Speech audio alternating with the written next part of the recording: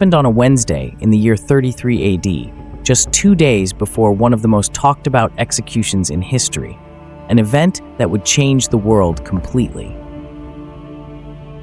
You've probably heard of Good Friday, the day Jesus was put to death. Maybe you've also heard of Palm Sunday, when he entered Jerusalem like a king, or Holy Thursday, the evening of the Last Supper. But what about Wednesday? The Bible doesn't say much about this day, but early Christians didn't forget it. They gave it a name that sounds even more serious than the others. They called it Spy Wednesday. Why that name? Because this was the day when the biggest betrayal began, when someone very close to Jesus acted like a spy. And not just any spy. He handed over Jesus, the Son of God, for the same price as a slave. But before we talk about what happened on that Wednesday, we need to look at the growing tension in the city of Jerusalem. As the sun came up on Spy Wednesday, things felt uneasy. The streets were full of busy people, but no one knew about the dangerous plan that was secretly being made. To really understand this day, we need to go back and look at what happened on Palm Sunday, Holy Monday, and Holy Tuesday. Everything that happened on those days led to what was about to take place. The week started with happiness and excitement.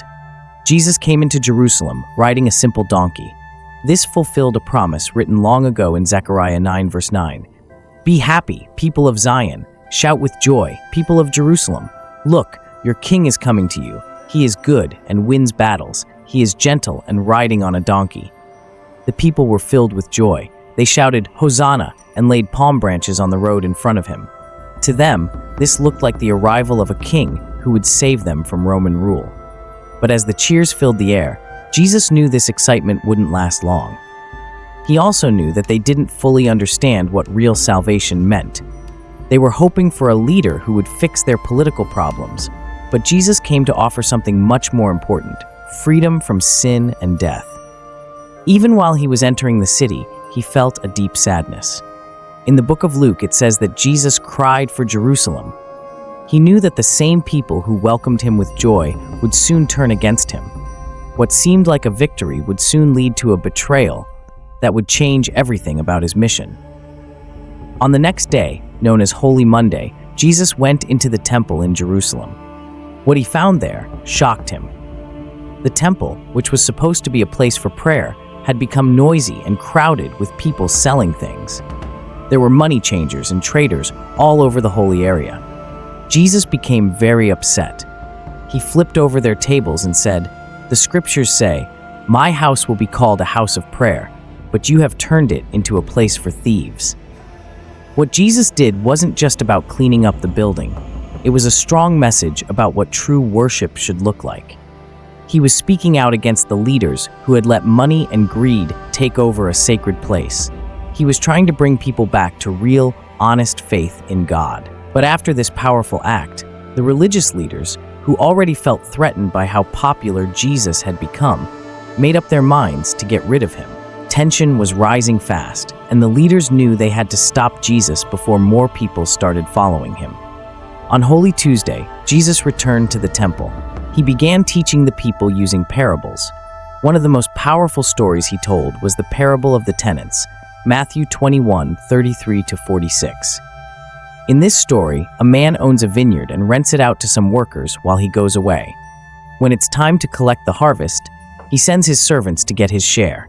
But the workers beat and kill the servants.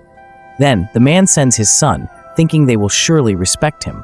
But the workers decide to kill the son too, hoping to take everything for themselves.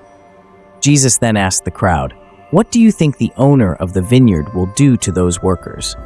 The people replied, "He will punish those wicked men and give the vineyard to others who will give him his share at harvest."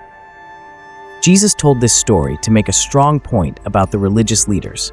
In the story, the vineyard stands for Israel, the workers are the leaders, the servants are God's prophets, and the Son is Jesus himself. By turning away from Jesus, the leaders were bringing judgment upon themselves. This parable made the leaders extremely angry. They wanted to find a way to trick Jesus and make him look bad in front of everyone.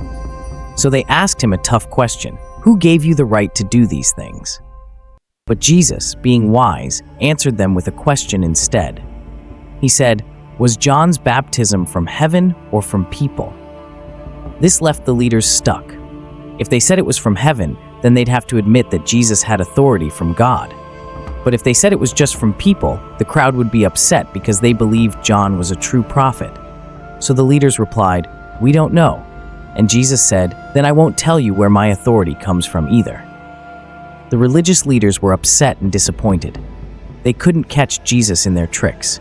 Still, their desire to stop him only became stronger.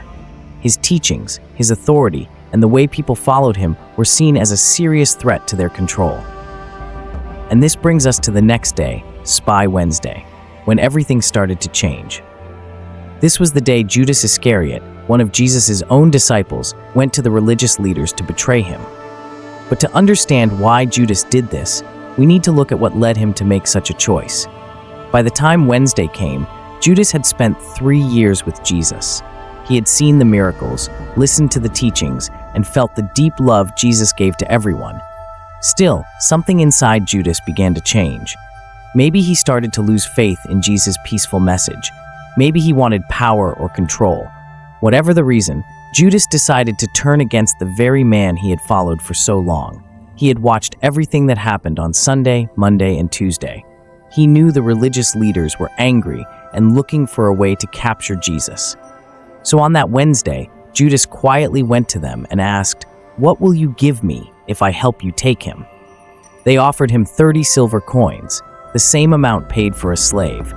From then on, Judas began waiting for the right time to hand Jesus over. But why did he do it? Was he greedy? Was he angry? Or was it something even deeper? The Bible hints that Judas had become disappointed with how Jesus handled things. Maybe he hoped this act would force Jesus to show his power and start a rebellion. But that's not what happened. Instead, Judas's choice led to guilt and sadness. What happened on Spy Wednesday was a major turning point in the story. The plan to arrest Jesus was now in motion, and the path to betrayal had begun. While Judas confirmed his plan with the religious leaders, Jesus, knowing everything that was about to happen, kept moving forward toward the sacrifice he came to make. He stayed focused on his mission without hesitation. After agreeing to hand over Jesus for 30 silver coins, Judas began looking for the right moment to carry out the plan. That chance would come very soon. During a special meal Jesus would share with his 12 chosen disciples on Thursday, known as Maundy Thursday. Spy Wednesday was filled with quiet pressure and expectation. The religious leaders had been preparing for this for days, but they had to be careful. They didn't want to create a scene that could turn the people against them. Jesus had many followers, and a public arrest might start a riot. So the best option was to arrest him without anyone noticing. The Passover celebration was near, and Jesus and his disciples had already planned where they would eat the evening meal, the Last Supper. It was the perfect time to make their move. The city would be full of people and activity, making it easier to hide what they were doing. Judas, being one of the 12 and very close to Jesus, knew exactly where he would be. As someone inside the group, he had access to Jesus in a way no outsider did. The chief priests and elders needed someone who could point out Jesus at night, away from the public eye. Judas was the one who could do it. Later, in the Garden of Gethsemane, during the night, Judas would take action. But what made Judas think this was the right thing to do? Was it because of money, or did it go deeper? Maybe something personal? Spy Wednesday shows how weak people can be. Judas had spent years with Jesus. He had seen his power, listened to his words, and felt his love. Still, he couldn't match what he expected from the Messiah with who Jesus truly was.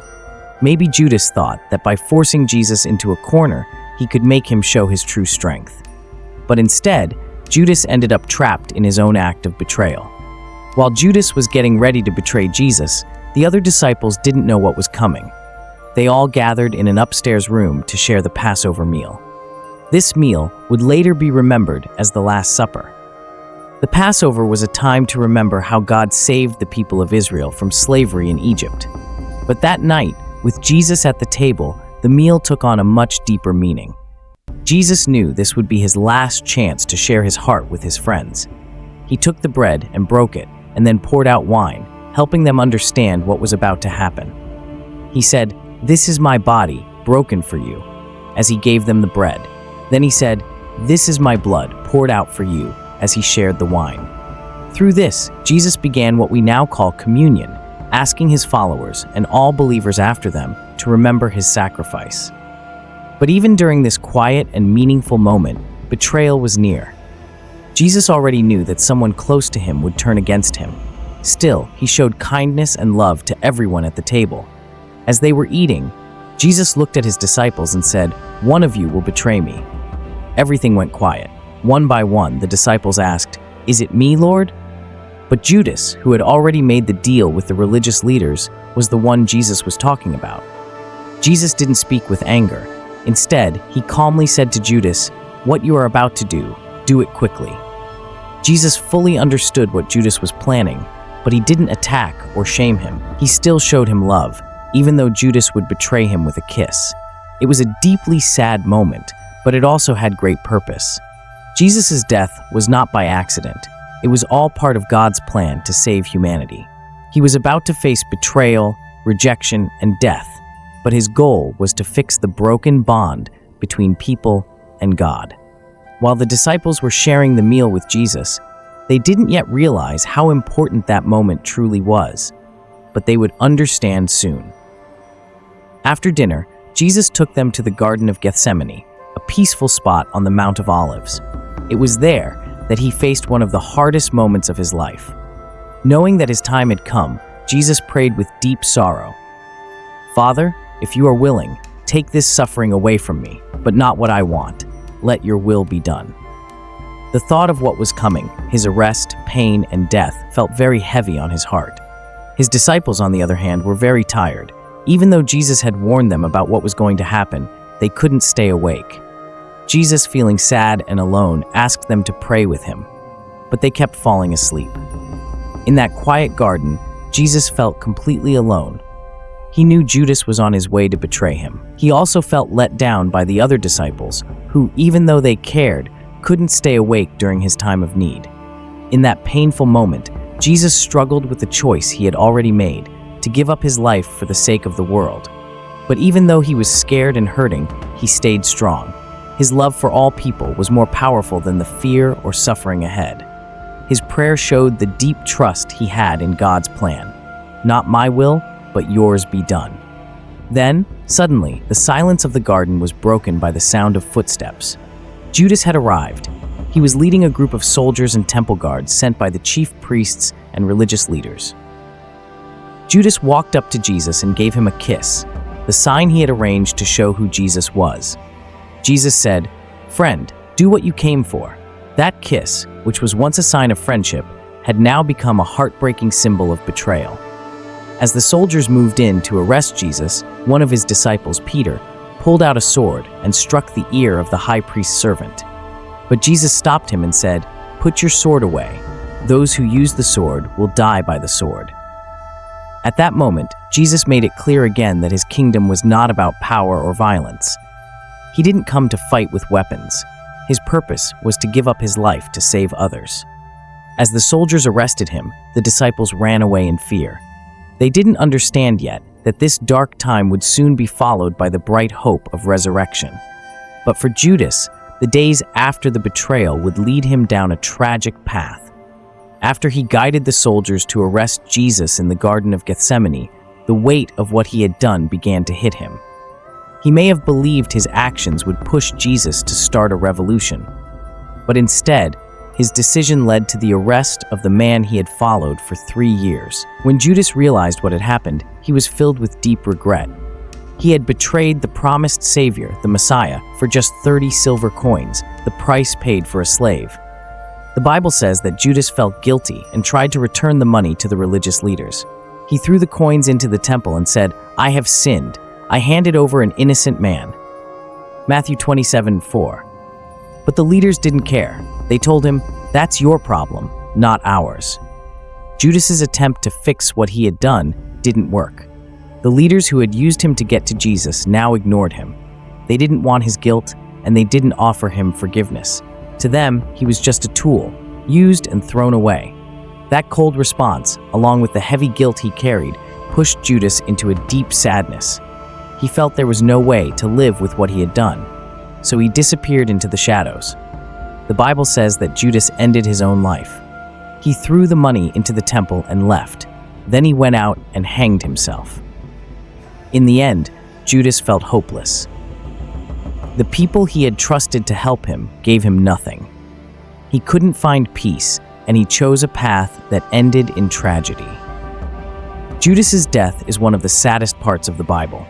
It shows how guilt, shame, and feeling alone can destroy someone. He had been very close to Jesus, had seen many miracles, and had listened to his powerful teachings. But when he realized what he had done, instead of asking for forgiveness, he ended his life. His story is a serious warning. It reminds us what can happen when someone turns away from God's love, even when that love is still being offered. But Judas's path doesn't have to be ours. There's another disciple whose story turned out very differently, Peter. Like Judas, Peter also failed Jesus. He denied even knowing him, not just once, but 3 times, after Jesus was arrested. Jesus had already said this would happen.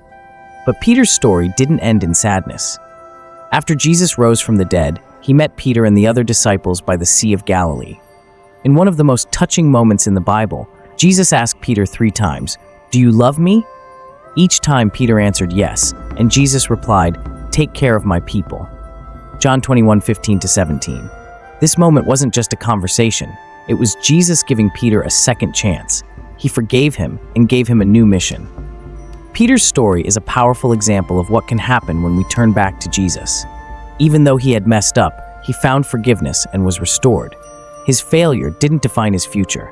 With Jesus' love and guidance, Peter changed.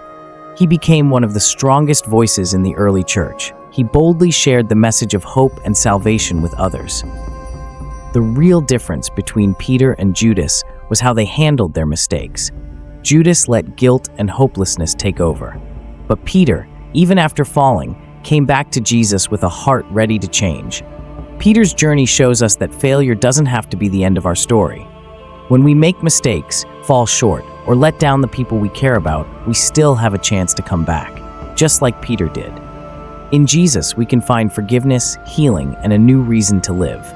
Judas believed his mistake was too big to be forgiven. He turned away from the only one who could help him. That's what led him to a sad ending. But Peter, even after denying Jesus, found mercy and a fresh purpose in life. Jesus never pushes us away because we've failed. Instead, he opens his arms and invites us to return, if we're willing to come with a sincere heart. The message is simple but powerful. No matter how lost we feel, no matter the wrongs we've done, there is always hope in Jesus. Judas chose a road that ended in sorrow. Peter chose to come back and was restored. We don't have to live in guilt or punish ourselves forever. Jesus offers not just another chance, but a kind of grace that changes us completely. As we think about Judas's fall and Peter's comeback, it's a good time to look within ourselves. Are we holding on to guilt like Judas and running away from God's love? Or are we ready to be like Peter, honest about our mistakes and willing to trust Jesus to heal and guide us? Let's not choose the road of despair.